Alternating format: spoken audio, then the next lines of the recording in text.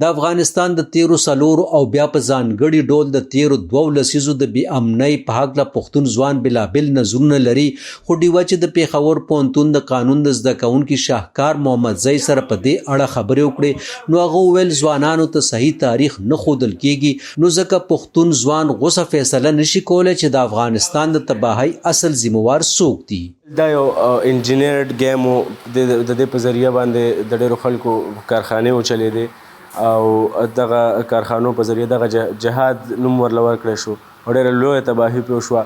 بل د دې خبرې نه هم انکار نشي کېدی، 100 کاله مخکې علامه اقبال ویلي چې افغانستان چې کوم دی د ایشیا زړه دی او چې زړه صحتمند نه وي یا زړه کې څه بیماري وي نو ټول وجود ته به د هغې نقصان خامخا وي. ایشیا که افغانستان کې تر کومې هم امن نه وي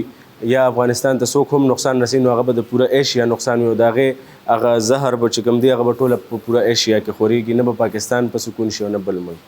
وایي که افغانان خپلو فیصلو کولو ته خپله پرېښودل شول او د خارجیانو لاسوهنه بنده شوه، نو افغانان د خپل وطن د سولې او ثبات صحیح فیصلې کولی شي چې نه یوازې مثبتې اغېزې به په ټول افغانستان وي بلکې د منطقې نورو هیوادونو د اقتصادي پرمختګ سبب هم جوړېدی شي.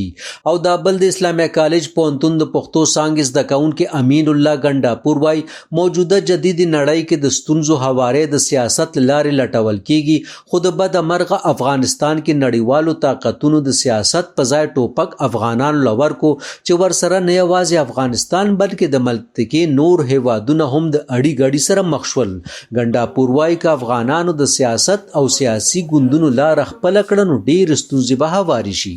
چې څو پورې سیاسي پارټي هلته نه جوړ شوي او د هر مسلې حل موږ که وګورو هغه سیاست دی او بیا سیاست سره مذمت احتجاج نو هغه خامخا احتجاج رنګ راوړي مذمتي سیاست، نو چې څو پورې هلته سیاسي ګوند نه جوړ شوی نو ماته به مشکل ښکاري.